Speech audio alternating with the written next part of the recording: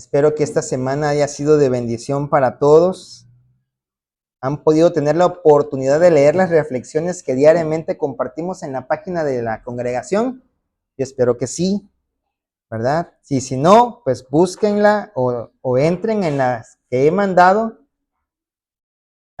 Sigan a la página, ¿verdad? Y léanlas porque la verdad, al menos para nosotros han sido de gran bendición. Hemos visto cómo el Señor nos ha hablado acerca de esperar, acerca de ser pacientes, acerca de amar a los demás, ¿verdad? Entonces, esto es una palabra de fortaleza que diariamente el Señor nos va dando. Hemos tomado esa iniciativa, ¿verdad? De que todos los días a las 7 de la mañana se está compartiendo para que ustedes lo puedan por allí disfrutar, ya sea a esa hora o después.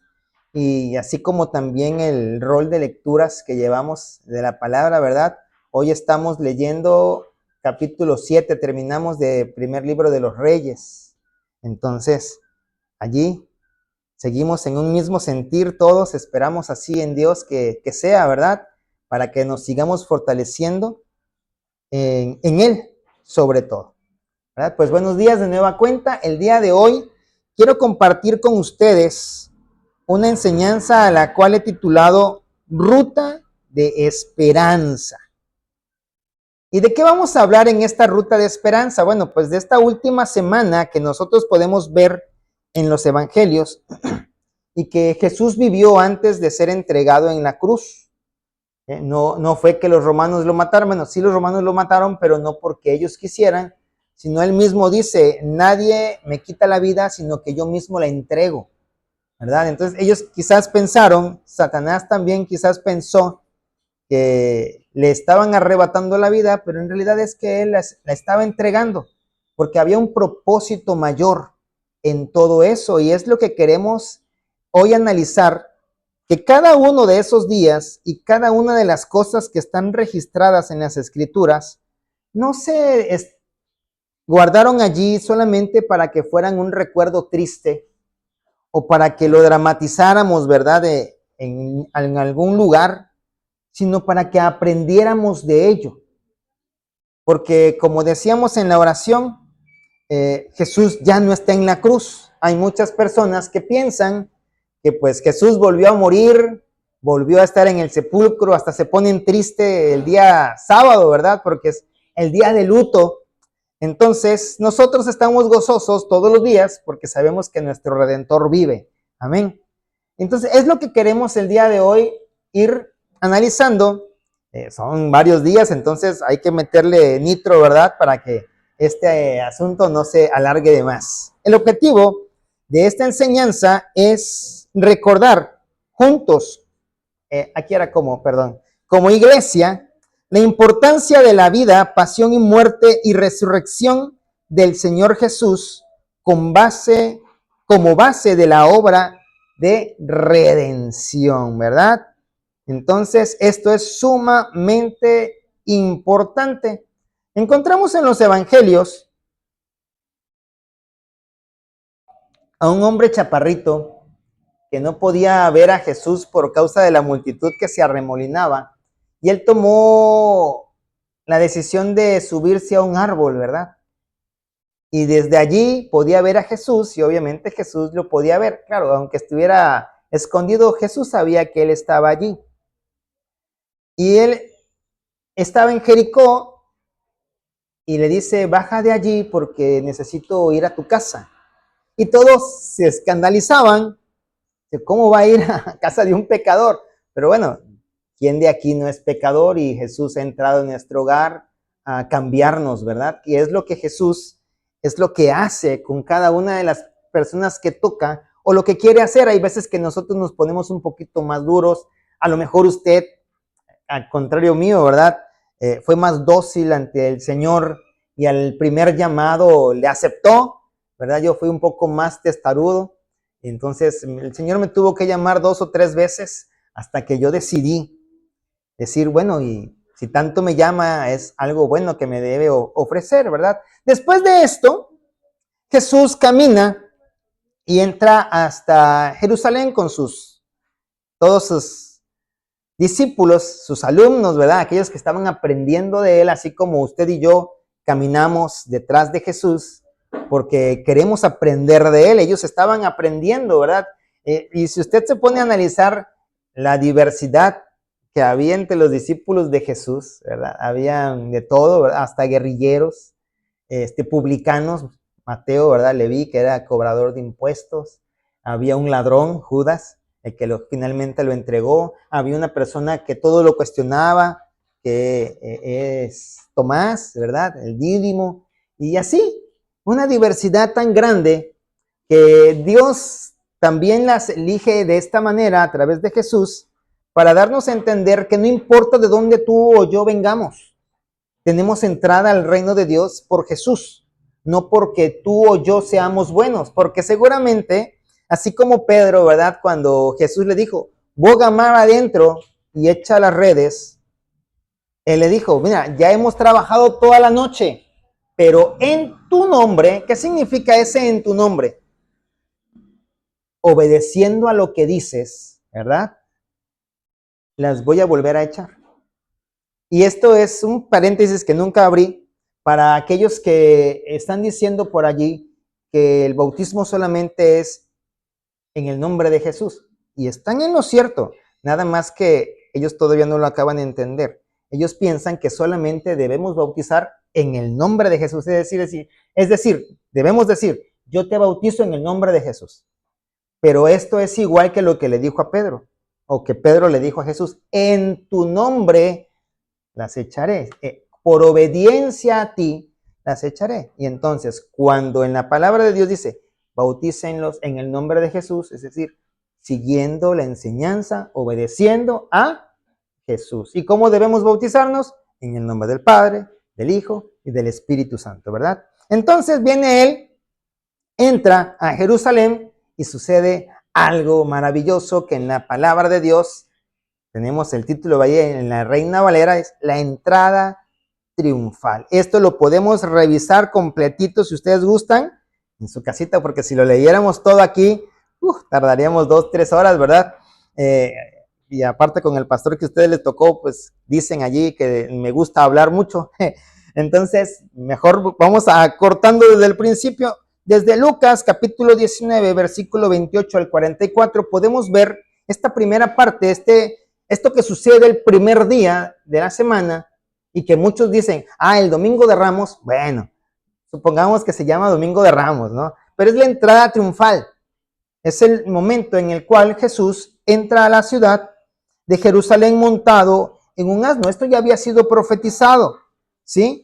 Dice, alégrate mucho, hija de Sión, da voces de júbilo, hija de Jerusalén, he aquí tu rey vendrá a ti, justo y salvador, humilde y cabalgando sobre un asno, sobre un pollino, hijo de asna. Zacarías capítulo 9, versículo 9. Y Jesús tenía la encomienda de dar cumplimiento a todas las profecías que se habían dado acerca de él. Y aquí vemos el cumplimiento de esta profecía que obviamente había sido dada antes de su nacimiento, ¿verdad?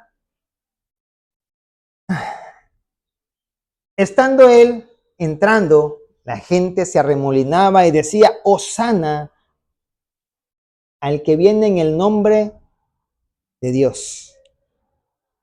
Y los religiosos se escandalizaban y le decían, oye, cállalos. Y Jesús le responde maravillosamente, ¿verdad? Aquí, como dice la chaviza, vamos a encontrar a Jesús en toda esta semana tirando factos. Me di la tarea de investigar qué significa factos, ¿verdad? Porque lo hemos visto en las redes sociales y son verdades contundentes. A eso se refiere la palabra factos. Entonces, Jesús va a estar distribuyendo a discreción, ¿verdad? Verdades contundentes y se las va a ir diciendo a los religiosos y nos van a quedar a nosotros para enseñanza. Dice, él respondiendo, les dijo, os digo que si estos callaran, las piedras clamarían.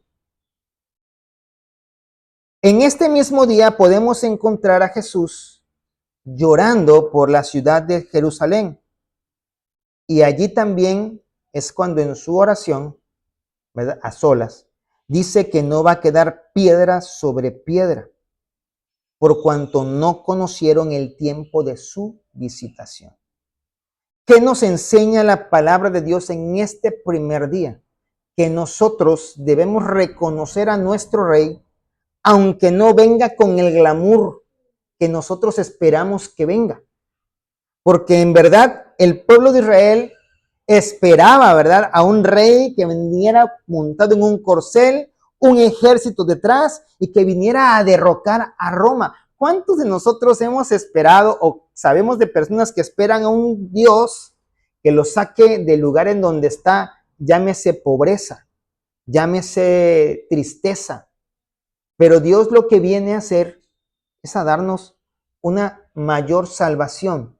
Nos viene a librar de la muerte eterna. Y eso es mucho mayor que sacarnos de una pobreza pasajera que vamos a tener aquí. Pues su palabra nos dice que allá donde estemos con Él, la recompensa será todavía mayor. Por eso la palabra nos dice que pues no debemos ponernos tristes si pasamos por aquí unas breves tribulaciones, porque realmente allá con Él va a ser el gozo, ¿verdad?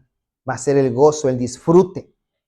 Después de este día, que lo reciben con esta algarabía, viene algo que también en la palabra nos viene escrito como la purificación del templo.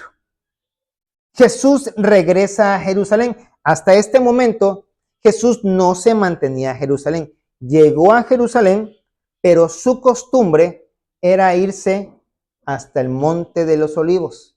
Todos los días viajaba desde que llegó, ¿verdad? Llega a Jerusalén desde Jericó hasta Jerusalén, está allí todo el día y ya por la noche se va al Monte de los Olivos, pasa la noche y después regresa a Jerusalén y sigue su labor.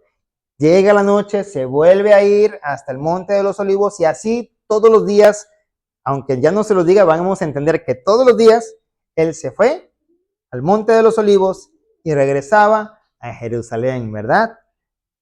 Ese es un dato importante, así que ténganlo en la mente. ¿Okay? Jesús regresa a Jerusalén desde el lugar donde se encontraba y entonces se enoja. Es la primera vez que vemos a Jesús realmente molesto. Sí, es un celo santo. Y expulsa a los mercaderes y cambistas. ¿Sí? Les tira las mesas, les tira todo lo que está allí, ¿verdad? Y él está sumamente molesto. Y entonces les dice, Mateo 21, versículo 13, escrito está, mi casa de oración será llamada, mas vosotros la habéis hecho cueva de ladrones. Allí estaba en el templo, la finalidad del templo es que la gente llegara a orar. Pero ellos, ¿verdad? Más viendo su necesidad o las cosas que ellos querían obtener, la habían vuelto una mercadería. ¿Sí? Estaban aprovechando. No sé si se han dado cuenta de que hay personas, bueno, aquí quizás no tanto, pero allá en Villahermosa, cuando es el desfile de carros alegóricos, hay personas que saben que va a haber un montón de gente y con antelación llenan sus refrigeradores y neveras con botellitas, obviamente con agua de sabor y de diferentes frutas, ¿verdad? Y el día que ya pasan los carros, ellos salen a vender, están aprovechando la oportunidad del conglomerado, ¿verdad? Saben que van a tener sed, entonces salen a hacer negocio y venden un montón, créeme. No hay uno, hay un montón de vendedores y casi todos terminan toda su venta. Era lo que estas personas estaban haciendo. Mira, allí en el templo hay mucha gente que viene a orar y que obviamente va a tener necesidad de dar su ofrenda, pues vamos a hacer negocio con ellos.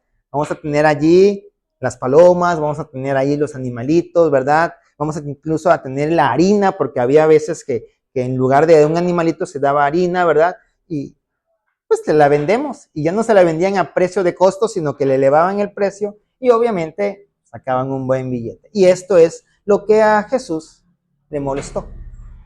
Que ellos deberían haber estado allí no vendiendo, sino orando. ¿Qué nos deja como enseñanza este día?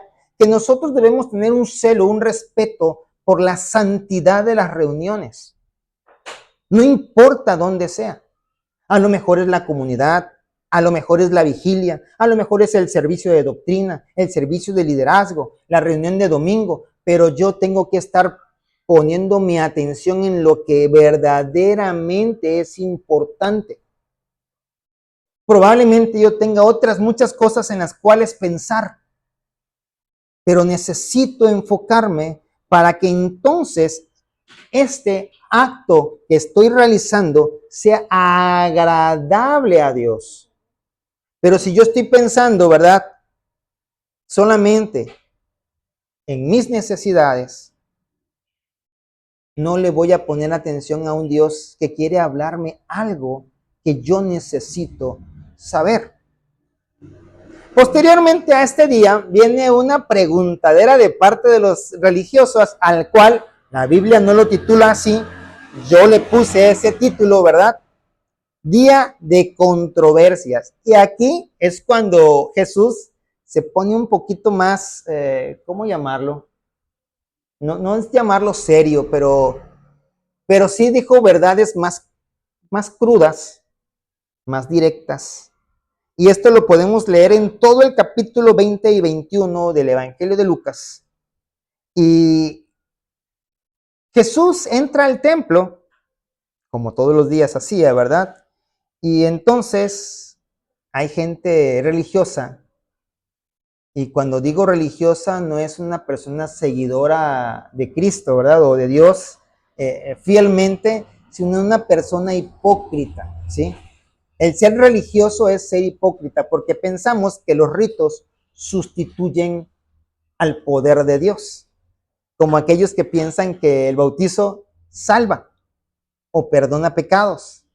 No, el único que salva y el único que perdona pecados es Dios, ¿verdad? El bautizo sabemos todos que es un paso de obediencia. Si podemos encontrar en los evangelios, vamos a ver a Jesús bautizándose, pero él no necesitaba ni ser perdonado, ¿verdad? Ni ser llevado a un arrepentimiento, como muchos dicen, el bautismo es para arrepentimiento o para perdón de pecados. Jesús no necesitaba eso, pero le dijo a Juan el Bautista, es necesario que así se haga. Es decir, prácticamente le estaba diciendo, mira, yo tengo que obedecer a mi padre y mi padre me dijo, bautízate. Allí Jesús también nos da ejemplo, ¿verdad?, de que el bautizo es para obedecer.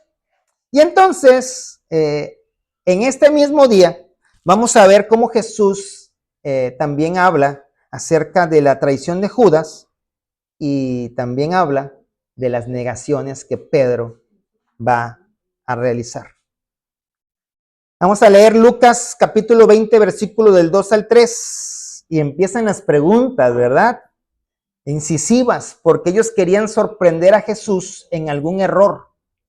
Pero vamos a ver si lo pudieron cachar, ¿verdad? O quedaron avergonzados, dice.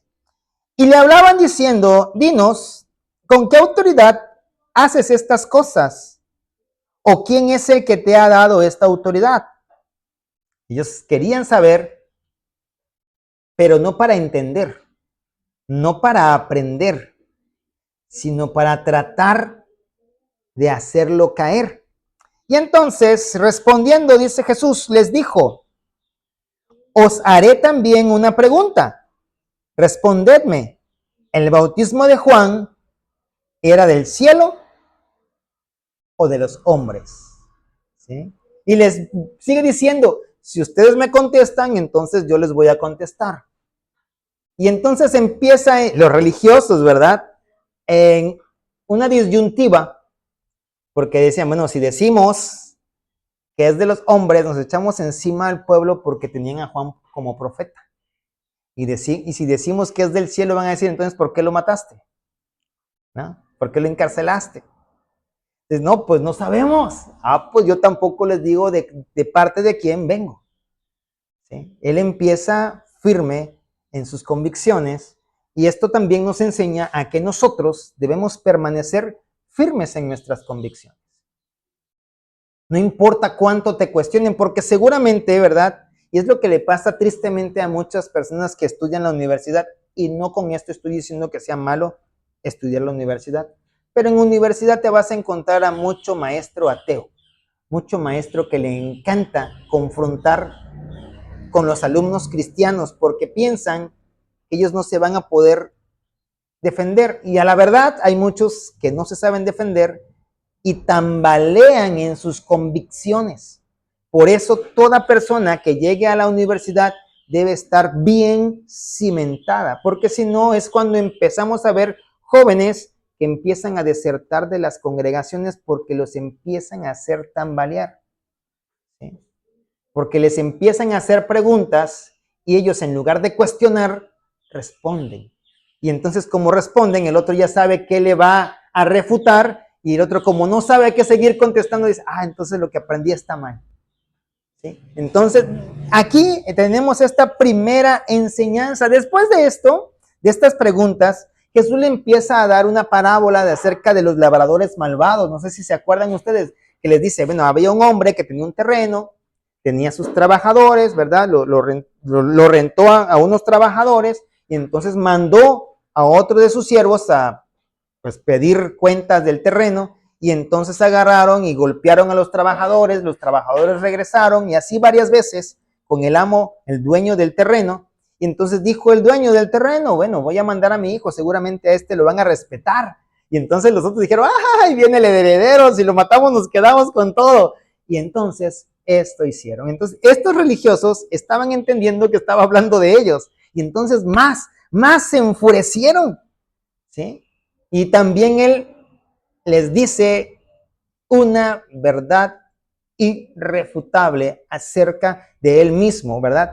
Y aquí vemos que cuando Jesús le dice a Pedro, y sobre esta piedra edificaré mi iglesia, no estaba hablando de Pedro, estaba hablando de sí mismo, ¿verdad? Dice, la piedra que desecharon los edificadores ha venido a ser cabeza del ángulo. ¿De quién estaba hablando aquí? De él mismo. ¿De quién le estaba hablando a Pedro cuando le dijo la frase que acabamos de comentar? De Jesús. ¿Sí? Recordemos también allí la visión de Juan en el Apocalipsis cuando ve la estatua que veían, ¿verdad? Y que una piedra desmenuzaba los pies de esa estatua, que no era Juan, era Daniel. Entonces, esa piedra que desmenuza es Jesús. Pero a veces nos quedamos en este versículo que leemos, ¿verdad? La piedra que desecharon los edificadores ha venido a ser cabeza del ángulo, pero no seguimos leyendo. Y aquí viene lo tremendo. Dice, todo aquel que cayere sobre la piedra será quebrantado. Está la piedra debajo de mí y entonces soy quebrantado, caigo postrado en completa humillación a causa de la roca, a causa de la piedra angular, ¿sí? Y entonces vengo a ser perdonado. Pero dice acá, sigue diciendo, mas sobre quien cayere, ¿qué cosa? La piedra, ¿verdad? Si te cae encima, ¿qué te haría una piedra?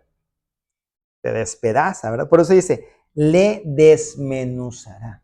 Y aquí está hablando acerca de aquellos que tajantemente se niegan a conocer a Dios, a reconocer a Jesús como el Hijo de Dios, y de esos hay muchos que niegan la deidad de Jesús. Pero Jesús le está diciendo, mira, así como le dijo Pablo, dura cosa te es dar coces contra el aguijón, ¿verdad? Aquí dice, no puedes contra la piedra, mejor humíllate ante ella, ¿verdad? Siguen la serie de preguntas, Lucas 20, 22 al 25. Porque querían encontrar oportunidad para acusarlo de algo. Y entonces le dicen a él, le preguntan, ¿nos es lícito dar tributo a César o no? ¿Sí? Mas él, Jesús, comprendiendo la astucia de ellos, les dijo, ¿por qué me tentáis? mostradme la moneda. ¿De quién tiene la imagen y la inscripción? Y respondiendo dijeron, de César. Entonces, si la imagen de la moneda es de César, ¿a quién le pertenece? Pues a César, ¿no? Pues dénsela a él. Dad al César lo que es del César y termina con otra verdad irrefutable. Y a Dios lo que es de Dios. Y la palabra de Dios en el libro de Génesis dice que Él nos hizo conforme a su imagen. ¿La imagen de quién está en cada uno de nosotros que hemos recibido al Señor Jesús? La imagen de Dios. Por lo tanto, ¿de quién somos? De Dios. ¿Sí? Por eso Él termina esta frase así. Y a Dios, lo que es de Dios. O sea, a Dios prácticamente está diciendo, mira, sí está escrito que tienes que diezmar, que tienes que ofrendar, que tienes que dar tu primicia, pero a lo que a Dios más le interesa es que tú le pertenezcas, no que tus ganancias o todo lo que tú tienes se lo entregues. Porque era lo que hablábamos al principio, ¿verdad? A Él no le importa el sacrificio. ¿De qué serviría que yo vendiera mi casa y entregara todo mi dinero si yo nunca le voy a seguir? Sería como aquellos que compraban indulgencias, ¿verdad? Según para encontrar el favor de Dios. Y pues yo creo que nunca la encontraron. Y una de las cosas que sucedió cuando les dio esta respuesta, ¿verdad? Es que no pudieron sorprenderle en palabra alguna delante del pueblo. Sin embargo, se maravillaban de su respuesta. ¿Y qué pasó? Callaron. Porque cuando a ti te asiste la verdad, la gente no va a poder refutarla. La verdad de Dios es irrefutable. Hay muchos que dicen, ay, es que los evangelios se contradicen. No, papito, pregúntale a cualquier abogado. Si los testigos que hay en un caso, todos dicen la misma cosa, son desestimados como testigos porque seguramente fueron aleccionados de tal manera que todos memorizaron lo que tenían que decir. Pero si todos dicen algo distinto con respecto a una misma cosa, pero que sí se puede complementar el dicho de uno con el del otro, entonces ese testigo es tomado como veraz, como verdadero. Y es lo que pasa con los evangelios. Por eso vemos a un evangelio que dice una cosa y otro que dice otra, que le añade, otro que le quita lo que el otro le puso, porque cada quien lo vio desde su punto de vista. No podemos ver lo mismo. Aunque estemos en el mismo cuarto, si cada uno de nosotros está parado en una esquina, nuestra perspectiva va a ser completamente distinta. ¿Verdad? Y entonces, cuando las verdades de Dios vienen a tu corazón, porque tú estás entrenado, ¿verdad? En la lectura de la palabra, estás fortalecido en ella y tienes la sabiduría de parte de Dios, entonces, pues Dios te da esa victoria como ya la ganó para nosotros en la cruz. Y después de esto, que esta parte de los religiosos cayó, ya maravillados por sus respuestas, llegaron otros, porque siempre van a haber otros, ¿verdad? Y estos otros eran los saduceos. Estos saduceos dicen que no existe la resurrección. Y a pesar de que ellos mismos dicen que no hay resurrección, le dijeron algo también para tratarlo de hacer caer y le contaron una historia, ¿verdad? Acerca de 7 hermanos. Uno se casa, muere sin dejar hijos y la ley pues dice que si la esposa de mi hermano queda sin hijos, pues el otro tiene que tomarla por esposa para darle descendencia a su hermano, pero también el otro murió sin dejar descendencia y así pasaron los 7 y ninguno dejó descendencia y los 7 murieron, no sé, algo tenía esa mujer, algo parecía, no sé qué cosa le pasaba, pero 7 hombres muertos en sus manos, está muy raro. Pero eso es tema para otra prédica.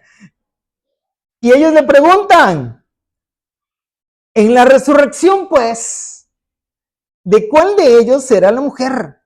Ya que los 7 la tuvieron por mujer. Y entonces Jesús vuelve a dar otra verdad irrefutable. Y esto nos pasa a todos aquellos que no leemos la Biblia. ¿Sí? Vamos a llegar a creer, como algunos piensan, que el bautismo nos quita la carnalidad. Por Dios, imagínense ustedes.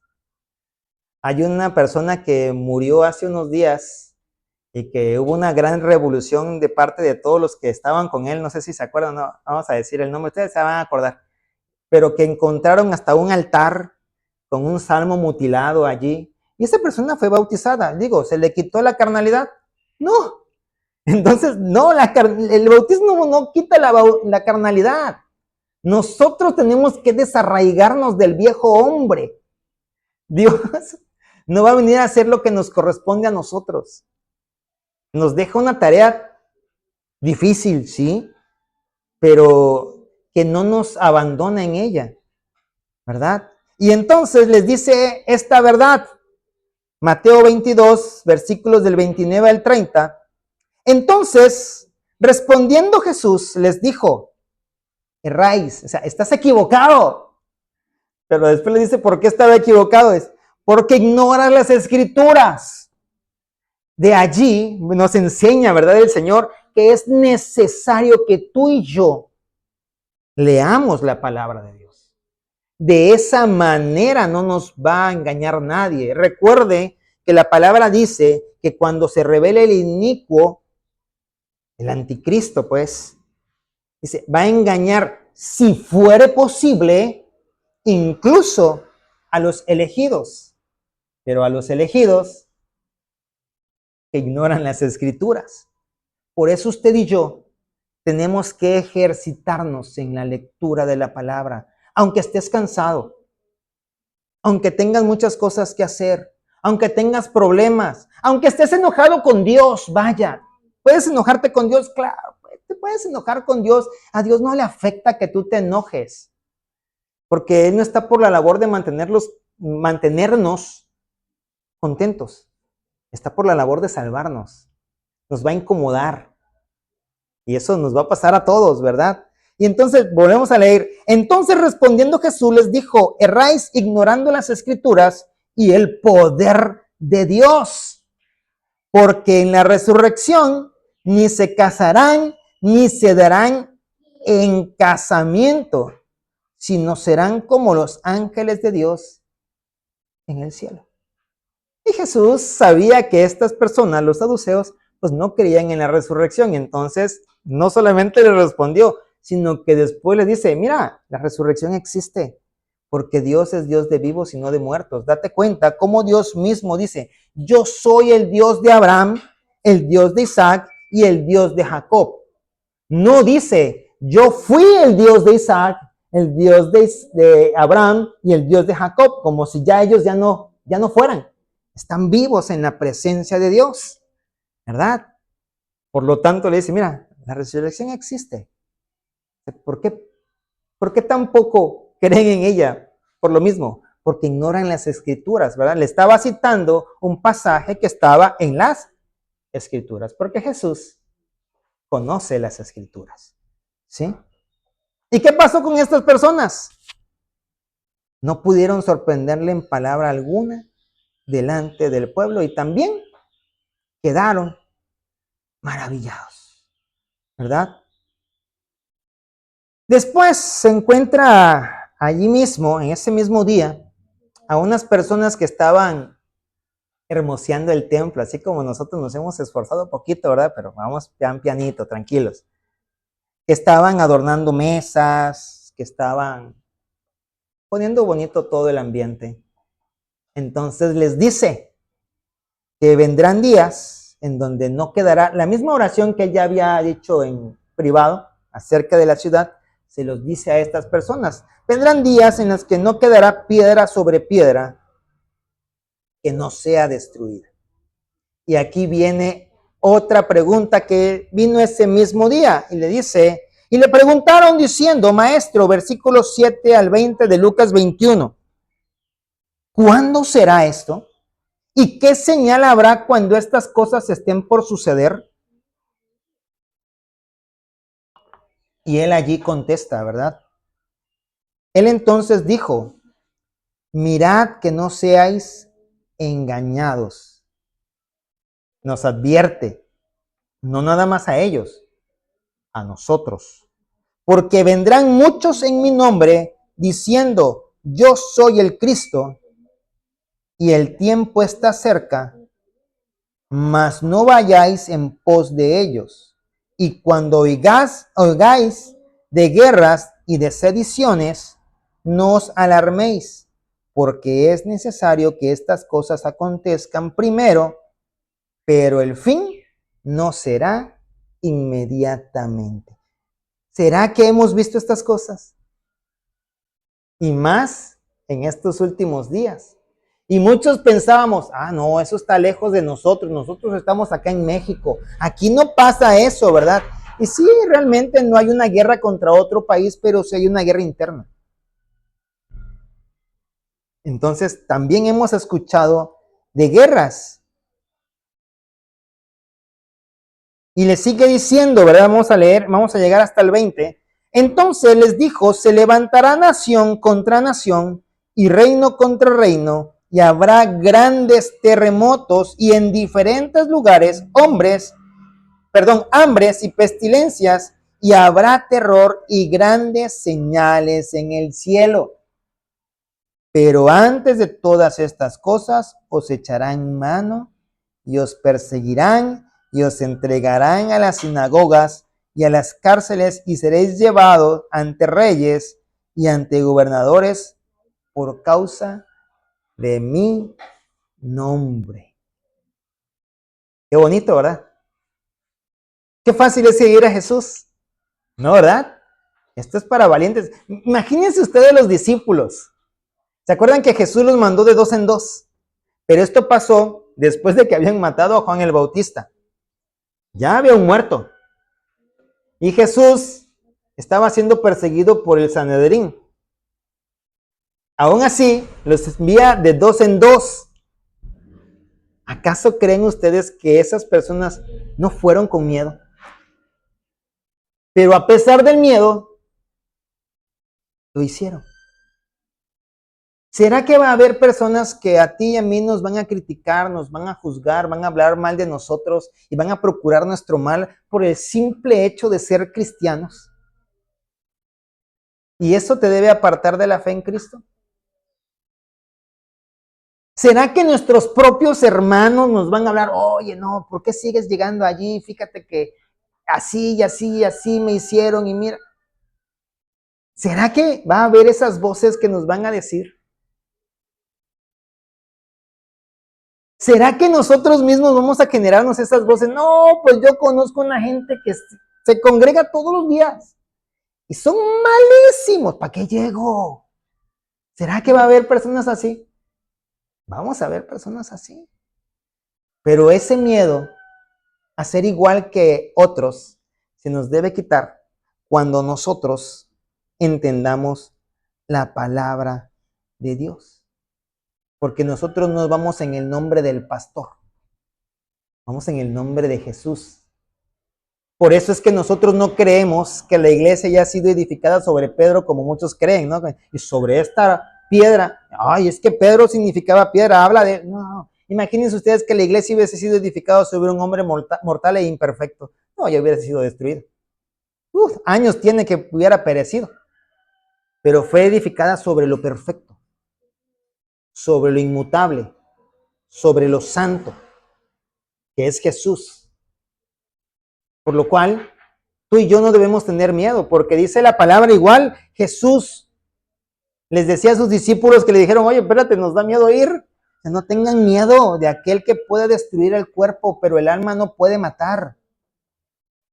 ¿Por qué tendríamos miedo de aquellos que nos juzgan, nos critican, buscan nuestro mal, hablan mal de nosotros? Si tú no eres lo que la demás gente dice, sino lo que Dios está haciendo contigo. Es más, ni siquiera eres lo que tú eres, vaya, porque Jesús va a cambiar esta realidad que tú y yo somos. Nuestro cuerpo ya no será así, será glorificado cuando Él venga. Entonces, ¿por qué tener miedo? ¿Verdad? Esta es otra de las cosas que nos enseña este día. No hemos terminado este día, ¿verdad? De las controversias. Sigue diciendo, y esto os será ocasión para dar testimonio. Es decir, cuando estemos siendo criticados, cuando estemos siendo enjuiciados, será el momento de dar testimonio. ¿Y qué hicieron los discípulos? Ustedes han estudiado, creo, ¿verdad? La forma en la que murieron cada discípulo. Pedro fue crucificado de cabeza, hubo otro que fue partido por la mitad, otro que fue degollado, ¿verdad? Otro fue muerto a espada, que fue Santiago, Jacobo, ¿sí? Pero vemos nosotros que todos esos discípulos murieron dando testimonio. ¿A dónde fue llevado Pablo por predicar la palabra de Dios? No hasta Roma. ¿Y qué hizo ante cada una de esas autoridades? Expuso el plan de salvación de Dios a través de Jesús. Incluso hubo uno que dice, por poco y me persuades a ser cristiano. Porque esa es nuestra labor, no tener miedo, sino compartir la palabra de Dios. Y sigue diciendo, proponed en vuestros corazones no pensar antes cómo habéis de responder en vuestra defensa. Porque yo os daré palabra y sabiduría, la cual no podrán resistir ni contradecir todos los que se opongan. A nosotros, ¿qué nos toca hacer? Ser mansos y humildes. Nada más. Todo lo demás nos lo da Dios. Mas seréis entregados aún por vuestros padres y hermanos y parientes y amigos, y matarán a algunos de ustedes. ¡Qué palabra de ánimo!, ¿verdad, hermanos? No, para el temeroso esta palabra lo va a hacer desistir.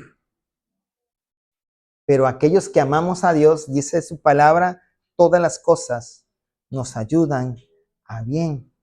Seguimos leyendo. Y seréis aborrecidos de todos por causa de mi nombre. ¿Ya les ha pasado? Pero ni un cabello de vuestra cabeza perecerá. Con vuestra paciencia, sabiendo esperar, sabiendo aguantar en el tiempo de la angustia, ganaréis vuestras almas. Pero cuando viereis a Jerusalén rodeada de ejércitos, sabed entonces que su destrucción ha llegado. Si este día fue el más fructífero en enseñanzas, pero todos los días Dios nos enseña algo. Vámonos recio. Viene la traición. Lucas 22, del versículo 1 al versículo 6. Judas Iscariote se reúne con el Sanedrín. El Sanedrín era el tribunal religioso judío. Y entonces acuerda con ellos entregar a Jesús a cambio de 30 monedas de plata. ¿Sí? Sabemos la historia y después Judas tiene un remordimiento, pero tristemente no un arrepentimiento. ¿Sí? Tiene un remordimiento que lo lleva a un dolor profundo. Yo no puedo dudar que así fuera, porque solamente una persona que pasa un dolor así de fuerte puede pensar en quitarse él mismo la vida. ¿Sí? Pero lo que él debió hacer no es ir con el Sanedrín, sino presentarse ante Dios y pedirle perdón a Dios. Y yo creo, ¿verdad? Porque Dios es todopoderoso y Él lo promete en su palabra, que aunque nuestro pecado sea rojo carmesí, Él lo va a volver blanco como la nieve. Él buscó la salida en donde no la había, topó con pared y entonces pereció, ¿verdad? Entonces vemos aquí en Lucas, versículo del 1 al 6, estaba cerca de la fiesta de los panes sin levadura, que se llama la Pascua, y los principales sacerdotes y los escribas buscaban cómo matarle, o sea, a Jesús. porque temían al pueblo, y entró Satanás en Judas, por sobrenombre Iscariote, el cual era del número de los 12, y este fue y habló con los principales sacerdotes y con los jefes de la guardia de cómo se lo entregaría. Ellos se alegraron y convinieron en darle el dinero, y él se comprometió y buscaba una oportunidad para entregárselos a espaldas del pueblo. Es decir, cuando nadie se diera cuenta, cuando estuviera allá lejos, en donde él acostumbraba. Por eso era importante ese dato, que salía de Jerusalén y se iba a un lugar apartado. ¿Sí? En ese momento de estar en ese lugar apartado, era el momento propicio para que Judas hiciera pues esta traición, ¿verdad? ¿Qué nos enseña este día? Precisamente lo que platicábamos. Cuando tengamos un pecado que lleguemos a creer que Dios no puede perdonar, en realidad estamos en una equivocación mayor que la que cometimos al llevar a cabo el pecado, porque Dios puede perdonar cualquier cosa. Llega el siguiente día, el cual en la palabra de Dios nos dice que es la última cena ay, se me fue la palabra, la institución o cuando instituye pues Jesús la Santa Cena o la Cena del Señor, ¿verdad? No la Eucaristía, es la Santa Cena, ¿verdad? Porque la Eucaristía, a pesar de que es un término que sí podemos usar, lo han tergiversado de tal manera en la cual se cree que literalmente es el cuerpo y la sangre de Cristo la que estamos nosotros comiendo. Y no es así, y ahorita lo vamos a revisar. Vamos, dice Lucas capítulo 22, versículos del 17 al 20, y habiendo tomado la copa, dio gracias y dijo, tomad esto y repartirlo entre vosotros, porque os digo que no beberé más del fruto de la vid hasta que el reino de Dios venga. Y tomó el pan y dio gracias y lo partió y les dio diciendo, esto es mi cuerpo que por vosotros es dado. Haced esto en memoria de mí. De igual manera, después que hubo cenado, tomó la copa diciendo, esta copa es el nuevo pacto en mi sangre que por vosotros es derramada. ¿Sí? Dice aquí que es su cuerpo y que todos lo debían comer. Pero miren ustedes que dice la palabra de Dios en el libro de Jeremías, capítulo 15, versículo 16. Dice, fueron halladas tus palabras. ¿Y qué hizo? Y yo las comí. Y tu palabra me fue por gozo y por alegría de mi corazón, porque tu nombre se invocó sobre mí, oh Jehová, Dios de los ejércitos. Entonces, aquí la palabra de Dios dice que fueron halladas tus palabras. ¿Qué es lo que nosotros conocemos como la palabra de Dios? La Biblia. Lo que nos está diciendo, lo que nos está enseñando Jesús en esta Santa Cena no es que nosotros debemos comer su cuerpo, sino que debemos comer su palabra. Debemos alimentarnos de todo lo que dice su palabra. Es lo que nos va a dar vida cuando lo hacemos espiritualmente. Y miren ustedes que dice la primera carta a los Corintios, capítulo 12, versículo 13, Pablo escribe, porque por un solo espíritu fuimos todos bautizados en un cuerpo, sean judíos o griegos, sean esclavos o libres. Y a todos se nos dio, ¿qué cosa? A beber de un mismo espíritu. No está hablando de su sangre, está hablando de su espíritu. El vino representa el Espíritu de Dios. Entonces nos está diciendo, mira, tú tienes que leer la palabra, pero también tienes que ser espiritual. Es lo que nos enseña Jesús en esa Santa Cena.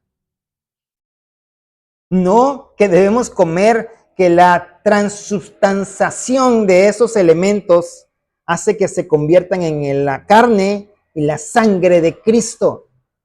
No nos está diciendo esto.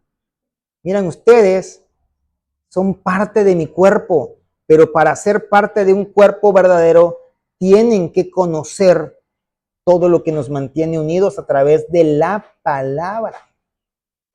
¿Sí? ¿Qué otra cosa vemos en este día? Después de la cena, él se levanta, se quita toda su ropita, ¿verdad? Que podría ser mojada, no se queda desnudo. Y entonces él se acerca a cada uno de los discípulos, los 12, no excluyó a ninguno, y lava los pies de ellos.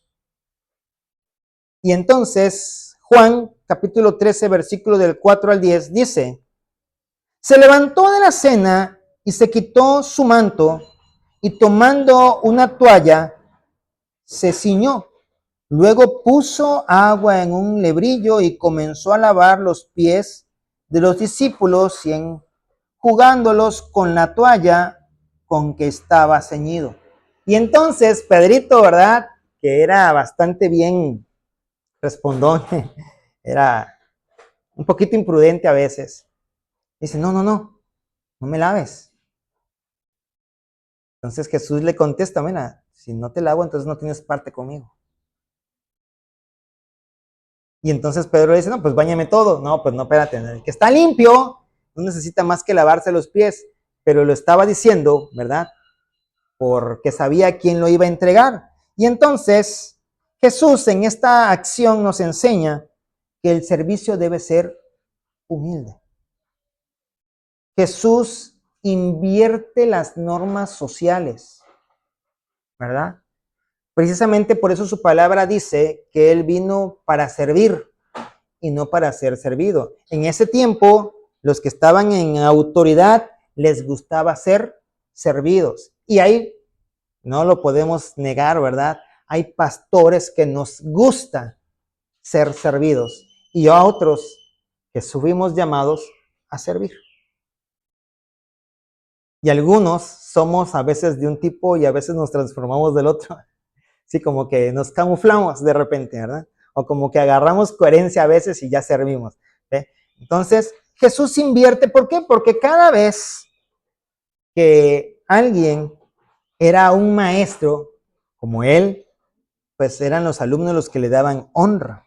Aparte, les enseña acerca de la hospitalidad histórica, ¿verdad? En la antigüedad era una norma de cortesía ofrecer agua para lavar los pies de los invitados al llegar a casa. Y entonces les estaba enseñando, mira, ustedes, aunque no sé si alguna vez nuestras mamás a todos nos lo dijeron, ¿verdad? Dicen, una cosa es ser pobre y otra cosa es ser grosero, ¿verdad? Tienes que actuar bien. Y así, Él les enseña, ¿verdad?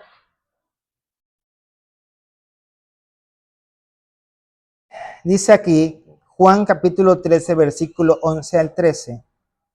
Así que después que les hubo lavado los pies, tomó su manto, volvió a la mesa y les dijo, ¿saben lo que os he hecho? Vosotros me llaman maestro y señor, y decís bien, porque lo soy. Pues si yo, el Señor y el Maestro, he lavado vuestros pies, vosotros también debéis lavaros los pies los unos a los otros. Es decir, apóyense, ayúdense, ámense los unos a los otros de la misma manera en como yo les he amado. Y aparte también con esto, ¿verdad? Les enseña, porque recordemos que Jesús y Dios siempre establecían una similitud a un matrimonio en su relación con la iglesia. Y este significado, ¿verdad? Habla acerca de un símbolo de amor incondicional y un compromiso mutuo de servicio. Seguramente usted lo ha vivido, si ha vivido en pareja, ¿verdad? Que su esposo está enfermo y usted la atiende. Y a veces esperamos que también venga de regreso ese servicio. A veces no lo tenemos de regreso, pero eso no significa que nosotros deberíamos dejar de servir de la misma manera en la que servimos la primera vez. Porque Dios, a pesar de que nosotros no le sirvamos, a pesar de que nosotros no le diezmemos, a pesar de que nosotros no estemos involucrados en un servicio en medio de la congregación, algún día nos ha dejado sin bendecirnos. Él sigue sirviéndonos, a pesar de que nosotros seamos los que no le estamos sirviendo a Él. ¿Sí? Entonces, eso también nos está enseñando, como diciendo, bueno, ¿ustedes qué me han dado? Nada.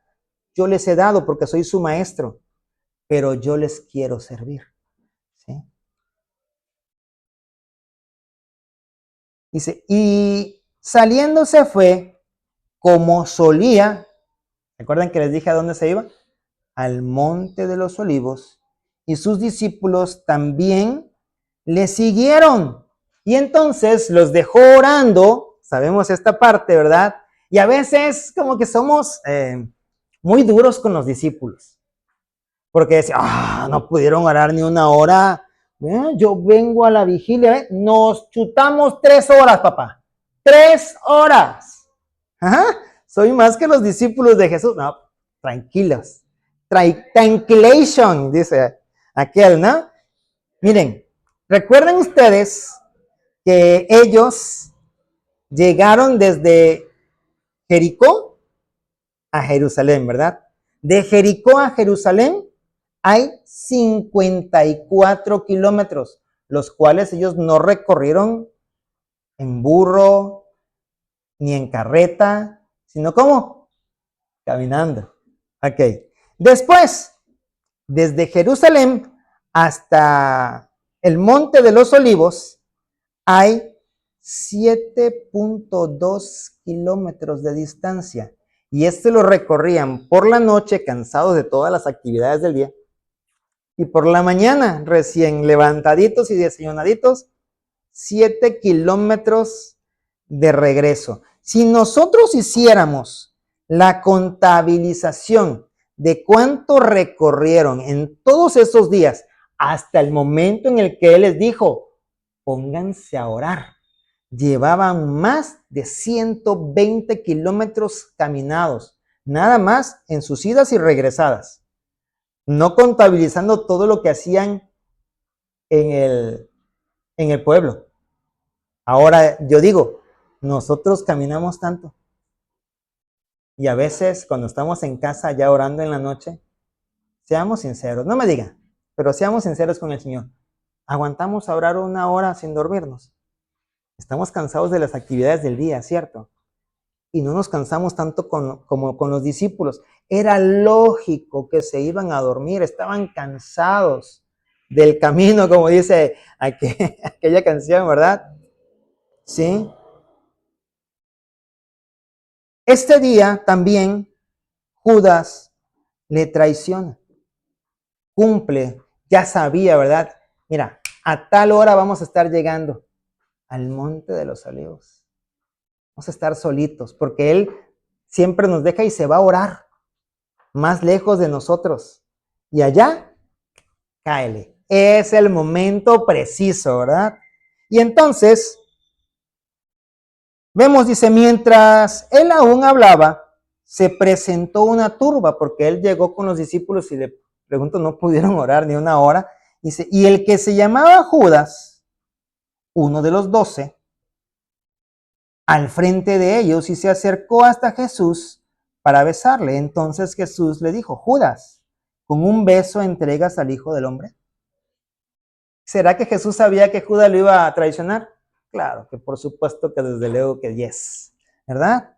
Y después dice, y Jesús le dijo a los principales sacerdotes y a los jefes de la guardia del templo y a los ancianos que habían venido contra él, como contra un ladrón habéis salido con espadas y palos, habiendo estado con vosotros cada día en el templo, no extendisteis las manos contra mí, mas esta es vuestra hora y la potestad de las tinieblas.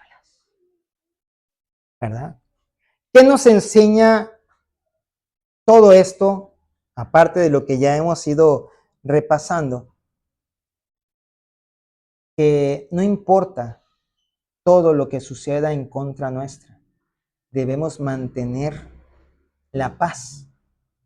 Aquí Jesús no se veía ni asustado, no estaba ni temeroso, ni salió corriendo a ver a qué hora me alcanzan, ¿verdad? Porque yo me imagino que Jesús, al estar ejercitado de caminar de ciudad en ciudad, tenía unas piernas fuertes.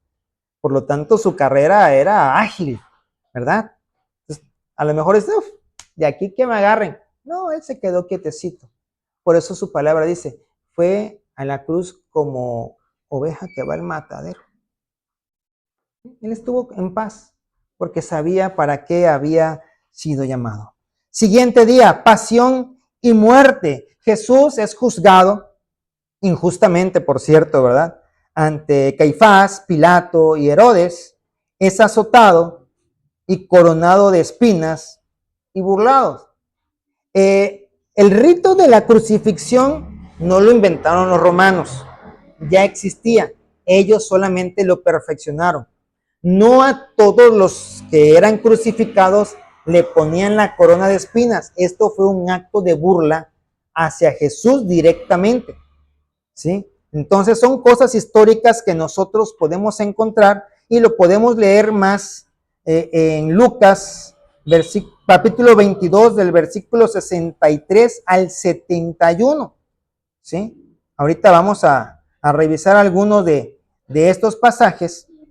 Y vemos aquí en Lucas capítulo 23, versículos del 28 al 31, dice, pero Jesús, vuelto hacia ellos, les dijo, ya estaba yendo Jesús, ahí fue juzgado, fue sentenciado a muerte, ya iba cargando la cruz, pero como había sido azotado, ya no la soportaba, porque aparte del peso, pues tenía el dolor, ¿verdad?, en todo su cuerpo. Llaman a un hombre para que le ayude a cargarla. Y entonces cuando iba de camino ya hacia el lugar donde lo iban a crucificar, las mujeres que habían estado siguiéndole estaban llorando y habían otras más también llorando. Y entonces él se da vueltas y le dice, hijas de Jerusalén, no lloren por mí, sino llorad por vosotros mismos y por vuestros hijos. Porque aquí vendrán días en que dirán, bienaventuradas las estériles y los vientres que no concibieron y los pechos que no criaron. Entonces comenzarán a decir a los montes, caed sobre nosotros, y a los collados cubrirnos. Como cuando te va muy mal y dices, trágame tierra. Eso es lo que, traducción lenguaje hoy, ¿no? Porque si en el árbol verde, o sea, en él, hacen estas cosas, en el seco, o sea, en nosotros, ¿qué se hará? Y en Apocalipsis esta palabra se reafirma. ¿Se acuerdan? Dice, ay de las que estén en cinta cuando todas estas cosas sucedan. Pastor, ¿es malo tener hijos? No, dice que el Señor bendice a aquel hombre que llena su aljaba de ellos. Son como saetas, ¿verdad?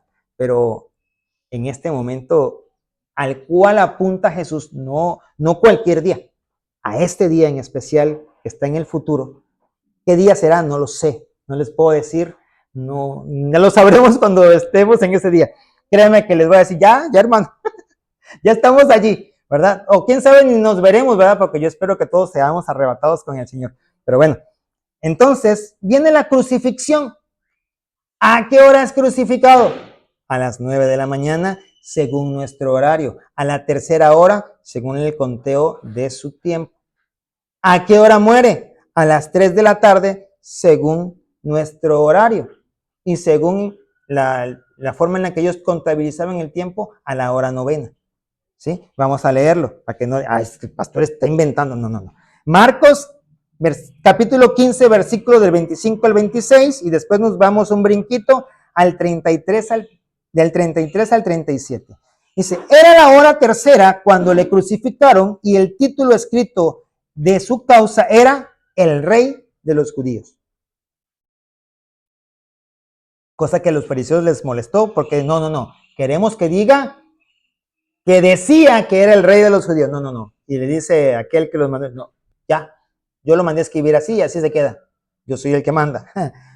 Sigue diciendo, versículo 33, cuando vino la hora sexta, hubo tinieblas sobre toda la tierra. Pues no que la hora novena, no, fue la hora sexta que empezó a oscurecerse, o sea, el mediodía de nosotros. Dice, y a la hora novena, hasta la hora novena, y a la hora novena Jesús clamó con gran voz diciendo, Eloí, Eloí, lama sabactani, que traducido es, Dios mío, ¿por qué me